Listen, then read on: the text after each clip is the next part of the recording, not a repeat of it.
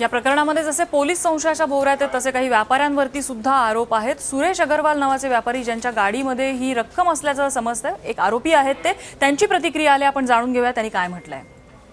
ज्या प्रकरणात पुणे पोलिसांची चौकशी सुरू झाली आहे त्या प्रकरणाच्या केंद्रस्थानी आहेत सुरेश अग्रवाल नावाचे व्यक्ती। कारण कोथरूड पोलिसांनी जी जबानी नोंद केली आहे त्यानुसार सुरेश अग्रवाल यांच्याच गाडीमध्ये पैसे असलेली पिशवी पोलिसांना आढळली आणि त्यानंतर पोलिसांनी तो सगळा मुद्देमाल पोलीस स्टेशनला आणला। परंतु त्यामध्ये किती रक्कम होती हे मात्र पोलिसांनी शेवटपर्यंत उघड केलं नाही।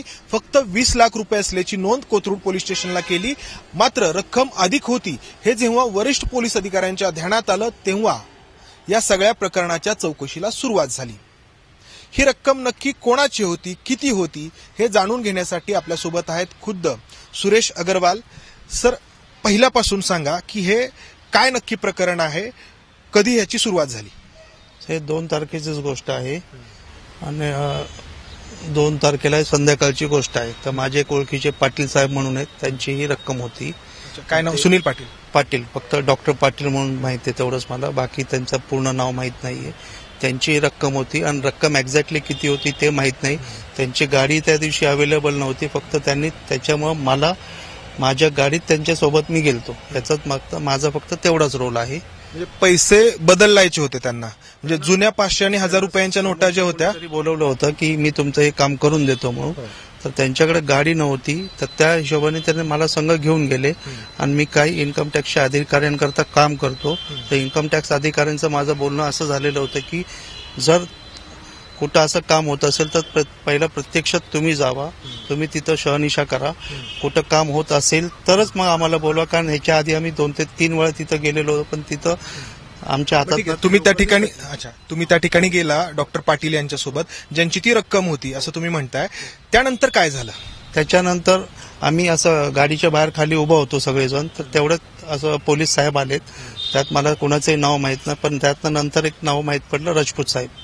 त्यांनी आम्हाला तिथं पोलीस स्टेशनला नेलं। त्याच्यानंतर त्यांनी आम्हाला रूममध्ये ठेवलं, आम्हाला बसून तिथं, आणि त्याच्यानंतर रात्री त्यांनी आम्हाला रूम मधनं बाहेर काढून झोपायला दिलं। परत सकाळी स्टेशनमध्येच तुम्ही झोपला? हो। परत सकाळी आल्यानंतर त्यांनी माझा जबाब घेतला। जबाबमध्ये त्यांनी असं दाखवलं की ते जे रक्कम होती पाटील साहेबांची ते 20 लाख रुपये होती, असं बोलून त्यांनी माझ्याकडनं ते 20 लाखाच्या स्टेटमेंटवर त्यांनी माझी सही घेतली। परंतु रक्कम किती होती नक्की? 20 लाख रुपये होती का आणखी होती?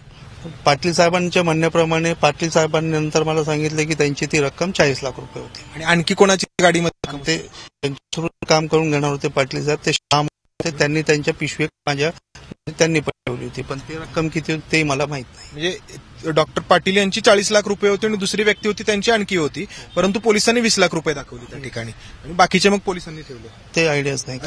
त्या ठिकाणी गाड्या किती होत्या? दाखवलं ना की गाडीमध्ये माझ्याकडे 20 लाख सापडले। अच्छा, असं दाखवलं त्यांनी। आणि तुमची जबानी त्या ठिकाणी नोंद केली आणि त्यांनी असं दाखवलं की तुमच्या जबानीनुसार 20 लाख रुपये आहेत आणि ते कोणाचे आहेत हे तुम्हाला सांगते? हो। अच्छा, त्या ठिकाणी गाड्या नेमकी किती होत्या? 2 गाड्या होत्या, पण पोलिसांनी तर जबानीमध्ये एकच दाखवली। त्या ठिकाणी 2 गाड्या होत्या, पण एक तुमची होती ज्या गाडीचा नंबर आहे 111 MH12 BX111 BX111 ही तुमची गाडी होती आणि त्याच्याबरोबर त्या ठिकाणी MH12 699 MH12 699 ही आणखी एक गाडी होती, बरोबर? आणखी एक गाडी होती माझ्या गाडीच्या पुढे अजून एक कोणाची उभी होती, ती कोण पुंगलिया म्हणून त्यांची गाडी होती। त्या गाडीमध्ये किती रक्कम होती ते काहीच आहे, कारण पुंगलियांचा आमचा काहीच संबंध नव्हता, परंतु पाटील साहेबांबरोबर गेलो। परंतु त्या पुंगलिया यांची गाडी ही 24 फेब्रुवारीला पोलिसांनी पकडल्याचं आणि त्यामध्ये 1,34,00,000 रुपये पकडल्याचं दिघी पोलिसांनी दाखवलंय। त्याच्यामुळे ही तुमची गाडी आणि पुंगुलिया यांची जी गाडी आहे, हे सगळं प्रकरण जे आहे म्हणजे दिघी पोलिसांची कारवाई आणि कोथरूड पोलिसांची या दोन्हींचा संबंध असल्याचे ह्याच्यावरून उघड होतं। कारण तुम्ही 2 फेब्रुवारीला ज्यावेळी त्या ठिकाणी होता त्यावेळी तुमच्यासोबत पुंगुलिया यांची गाडी होती, तुमचं म्हणणं आहे? हो, पुंगलिया यांची गाडी होती। पुंगलिया पण आमच्या बरोबर होते, पण त्यांना रात्री सोडून देण्यात आलेलं होतं। अच्छा, पण त्यानंतर मग शुक्रवारी म्हणजे 24 तारखेला त्यांच्यावरती पुन्हा कारवाई दाखवली? तर आम्हाला बाकी पुंगलियाचा माझा काही कॉन्टॅक्ट नव्हता। कारण कोण कोण पोलीस अधिकारी होते त्यामध्ये?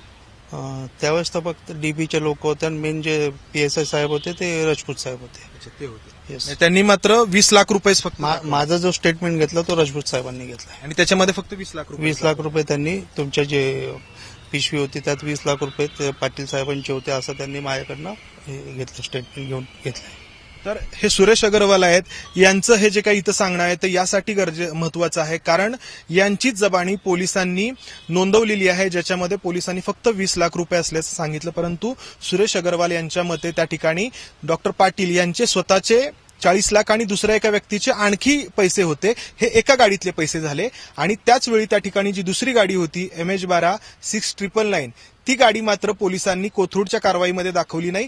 ती गाडी त्यानंतर 20-22 दिवसांनी म्हणजे 24 फेब्रुवारीला दिघीर पोलिसांनी पकडल्याचं पोलिसांनी कागदोपत्री दाखवलं आणि त्यामध्ये 1,34,00,000 रुपये पकडल्याचं पोलिसांनी दाखवलं.